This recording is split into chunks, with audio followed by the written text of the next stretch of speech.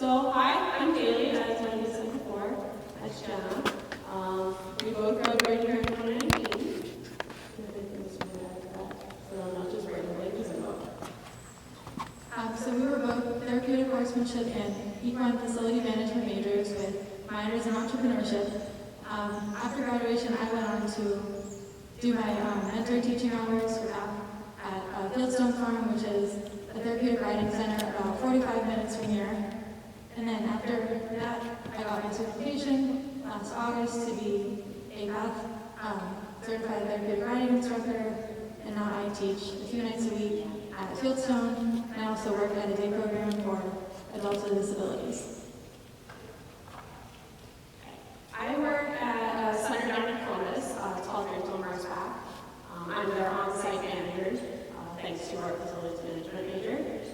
I also teach traditional riding lessons. I'm doing some therapeutic riding lessons.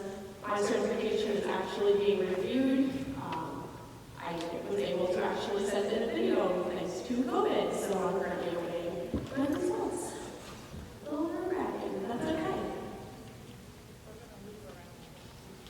So now we have Colin and Percy coming in. We're going to do a little demonstration first about the different kinds of adaptive equipment that we use in therapeutic riding, and then we're going to do a little bit of a desensitization activity with Percy.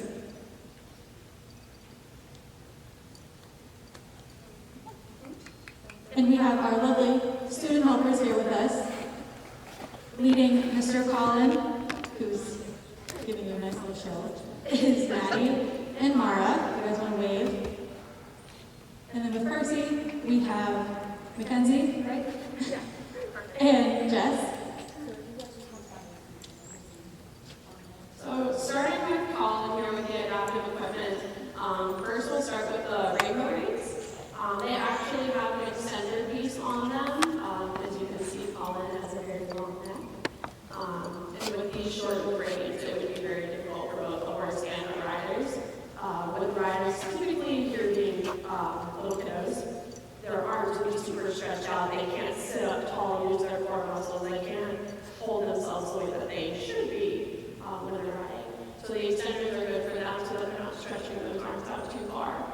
And it's also giving Mr. Colin a little bit more comfort there and allowing him to stretch and give the stride that he should be giving when walking around. Because you want to have that nice natural flow stride to have some of that input in for the riders and give some of that stimulation through their backs. And then also continuing on with the reins, we have rainbow reins. And these are really good for a lot of our riders because they have different colors on them. So we can say, okay, hold green, hold blue. We can tell them to shorten their reins and tell them exactly where on the reins to hold. It's a really good visual for them. A lot of our riders are very visual learners, so that is very helpful for them. And it also helps them look and see if the reins are even, if they need to change them, things like that. We use a lot of different kinds of adaptive equipment with our riders. The next thing, going backwards on the Colin, would be our stirrups. They're cage stirrups, so the front side is covered. Sometimes stirrups will have, we have death stirrups, which are like covered with leather on the front. Mostly so that their foot doesn't go all the way through the stirrup, because we don't want their foot all the way in there. That's not super safe. So we want to make sure that their foot can't go all the way in. And it also helps if you've got kiddos who tend to walk on their toes or anything like that. It'll help to stretch those heels down with those toes and kind of almost, I don't want to say straighten their feet out, but help them to find that balance. And then on the stirrup leathers, I don't know if any of you can see, but they are color-coded and they have numbers, which makes it really easy for the volunteers to know where to put the stirrups for each rider. Just like typical able-bodied riders, our therapeutic riders, they have different leg length and they need different lengths for stirrups, so those make it really easy to know exactly where their stirrups need to be. It also helps too, so that we're not standing there messing with the stirrups for like a half an hour. We want to make sure that everybody gets the ride time that they came for, especially those kiddos and participants and adults who really need that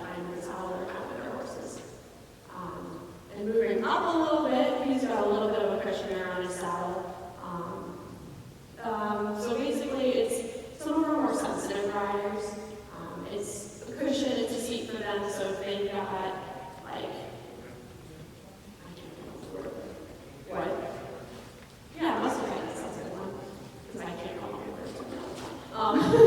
So yeah, if they've got any sort of muscle tightness or any kind of pain that might be around the seat area, that'll help give them a little bit more cushion, a little bit more relaxed in the saddle. Sometimes saddles tend to get a little harder in the seat, so that allows them to relax and do a little bit more and flow with the horse a little bit more. And then typically for therapeutic riding, you'll see a lot of horses going in just a halter and a lead rope with the reins just attached to the buckles on the side of the halter. And typically we don't use bits for therapeutic riding. A lot of times some of our riders will have very stiff hands or they'll have very jerky movements depending on their disability. And we just want to be very kind to our horses and their faces and their mouths and not put any extra pressure on them. And then the leader, who's Miss Maddie, the leader is in charge of the horse. So if anything should happen with the rider, say they drop their reins, they let go, they stop steering, you still have the leader to steer the horse. So that's why we just typically use a halter and lead rope rather than an actual bit. Some of the more advanced riders, some of my students that I teach at Fieldstone have gone in bits, more independent advanced riders, but more of the riders with disabilities typically just go in either a halter or a bitless bridle and a lead rope. We can have Colin take a little walk around so you can take a look at some of his adaptive equipment. All right, so we'll move on over to Percy here and talk a little bit about desensitizing horses. A lot of times we use like some of the equipment that's down here. I've got some rigs, some bean bags, all the water. A lot of times we want to make sure, actually all the time, we want to make sure that these horses are used to these objects and equipment so that they're not startled by it right off the bat. A lot of times, I know in Rover's back we do a lot with Alzheimer's patients. So we want to make sure that if they come up with a walker, they come up with a wheelchair, our horses aren't going to see that and think, oh my God, what is that? I don't want to be anywhere near that. Because to them, that's a totally new piece of equipment that they've probably never seen before. And so we don't want them to just, see that for the first time and try to run away, try to fail, do better. So we want them to come up to it, see it, kind of get used to it, maybe sniff it, knock it over maybe, just think about it. We want to make the desensitizing process as comfortable and as stress-free as we can for the horses, but we really just want to look at their body language and what they're telling us. So he's very curious about it. Sarah told us that he'd be very curious about most of these things. So he's trying to look and chew it and just kind of checking it out. Doesn't really seem too concerned about it. Doesn't seem very concerned about it at all. No, and I like the behavior that he's giving. He's licking and chewing, he's calm, he's relaxed, he's not tightening his lips or his jaws or anything. His ears are up, he seems pretty chill about it. It doesn't seem like he's thinking, oh my God, this thing might eat me. I'm just going to knock it over his head, maybe I'll get it, it's fine. And we have the kids basically play soccer with it while they're riding. And a lot of times they do that.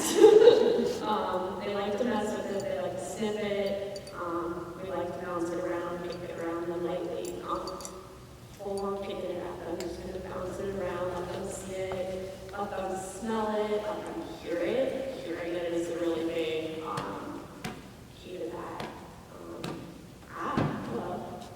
So we're getting a very small reaction from him, just not quite sure what it is, so then he's kind of backing away. So maybe we'll kind of pull it with the noise factor, but he looks pretty comfortable with most of it.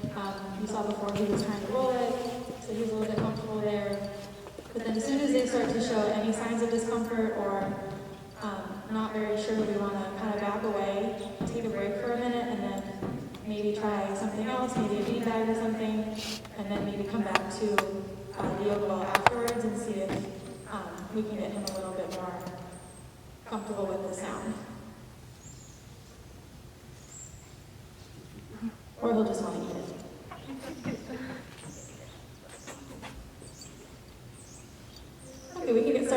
with beanbags. So a lot of our riders will do different games and activities while they're on the horse to keep them engaged, to work on motor skills, things like that. A lot of our riders have some muscle tightness and stiffness, or, one side of their body works better than the other or doesn't work as well as the other. So we like to incorporate a lot of different games and activities just so they can use their body, so they can stay engaged. So then she's going to walk up to him, let him sniff him,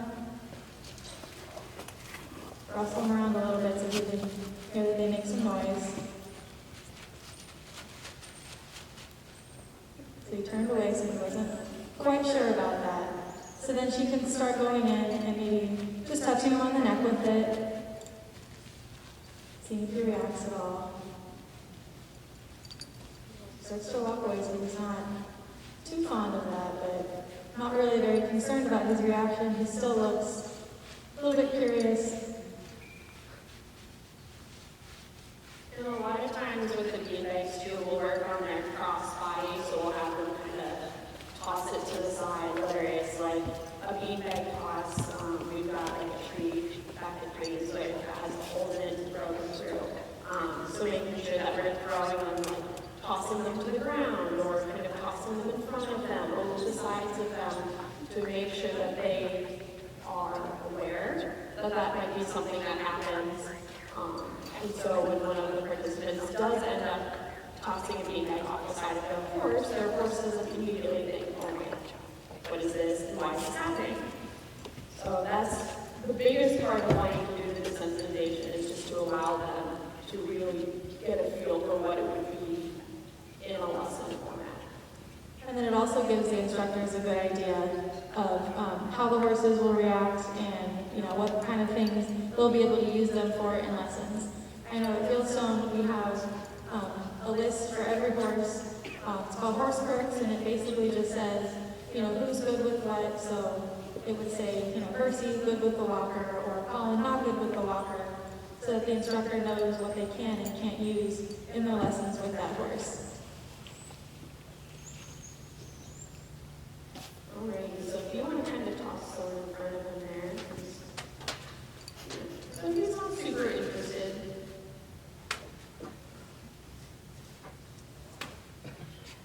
He says, I don't want to eat it. Kind of pain.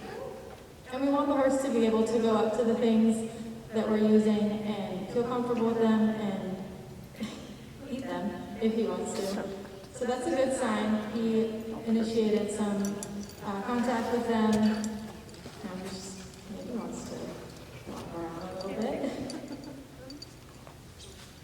Like I said earlier, we want this to be a really calm experience for them. If there's anything that we got a really big reaction out of, I'm not really seeing any reactions with him. He seems totally fine with the beanbags, and this is a very common thing that our riders would do. A lot of the games and activities that we do involve throwing them, so maybe they would bring some hula hoops on the ground, and we could do an activity where we could match the color of the beanbag to the color of the hula hoop, and they would throw the beanbag into the hula hoop.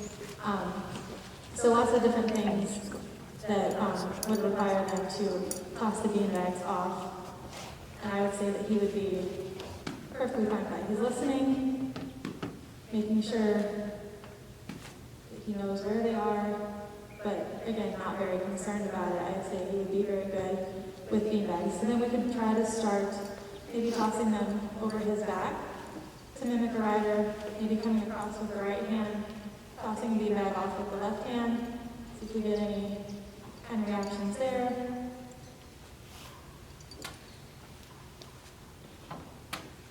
Curious, but again, not concerned. I know they're all pretty happy with how we reacted to that. I mean, you heard some horses moving around in the bar back there, but he didn't seem super concerned about beanbags, and I love that. Yeah, so then after this, we could go ahead and try to put some of the beanbags maybe on his back on the scoop and take him for, no reaction there. Take him for a little walk and see if he reacts to them being on his back while he's walking.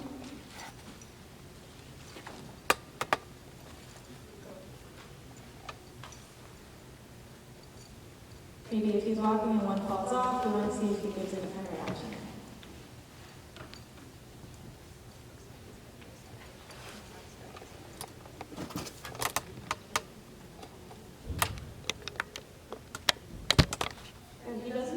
super concerned that one totally just fell off. I mean, he's pretty happy with this. He doesn't seem overly excited about anything. He doesn't seem concerned about anything. This is what I would like to see in a horse. That's working in the therapeutic process.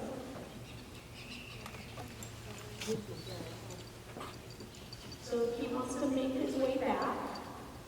The other thing we have down here are some rings. One's kind of more textured than the other. It's got some bumps on it. The other one's kind of smooth and more like a foam feeling. A lot of our participants like to put them on their ears or give them like a little halo. It's kind of cute. But I like to make sure that they see the different textures of rings that we might have. Just because some of our participants might not like that red ring that she has because it's got bumps on it, it's got some texture to it. If they have any kind of like sensitivity to any kind of textures. And kind of going off of that, at the same time, some of our riders might prefer the red ring with the bumps rather than the smooth rings. A lot of them have a lot of different sensory input that they need. Some of them need to be able to fidget with things or have different textures. Some of them don't like textures at all. We have some reins, not on your own pollen, obviously, but we do have some adaptive rainbow rings that have some rubber rings sewn onto them, and the riders can hold onto the rings. A lot of different things that we'll incorporate these into. And again, overall, he's fairly happy with the rings. He does not seem to mind. So if we had a rider come in and, working on stretching out their upper body, stretching out their arms, maybe some lower back stretches, we could have them stretch forward, put the rings on his ears, and he would be perfectly fine. He doesn't love it, but he doesn't seem concerned at all. He doesn't seem to mind it. He's looking at me like, why are you doing this to me? Give me the side eye. But overall with the rings, I would say he's pretty good. Overall, in general, he seems to not mind any of the equipment that we brought.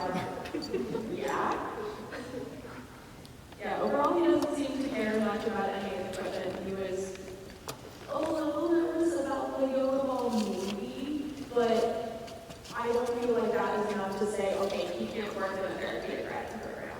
That's something maybe a military program would want to work on. A lot of our military programs and trainings like to work on the desensitization process with us.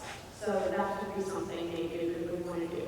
There's always something you can do in the therapeutic riding world, therapeutic horsemanship, anything like that. Anybody can help with the desensitization process as long as you're slow, you take your time, and you let them relax to it. So I think we could try to come back with the yoga ball now and see if we can, if he's a little bit more comfortable with the sound now that he's gone through a little bit more with the rings and the knee pads.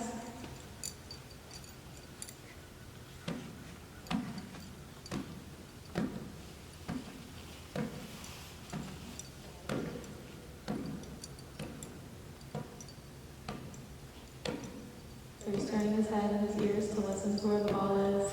Seems a little bit more comfortable this time. Doesn't seem as startled by the sound. I've been told that he likes to play soccer with the ball, so maybe we'll put it down in front of him and just see what he does and let him decide what he wants to do with the ball. I do that, or look at us and say, ooh, this is crazy.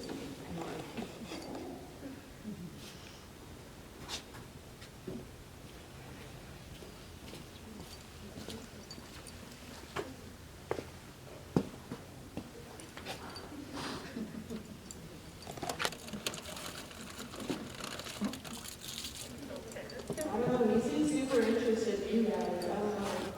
He's much more interested in you than the ball.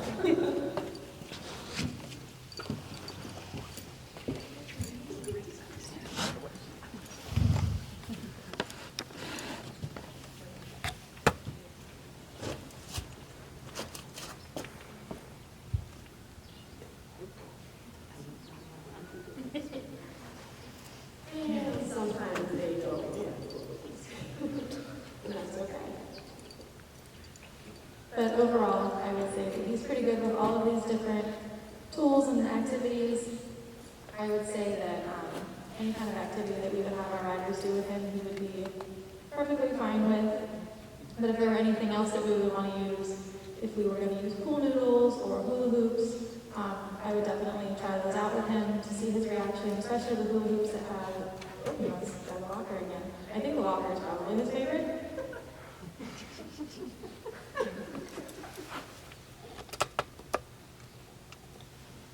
We'll just kind of let him do his own thing with it.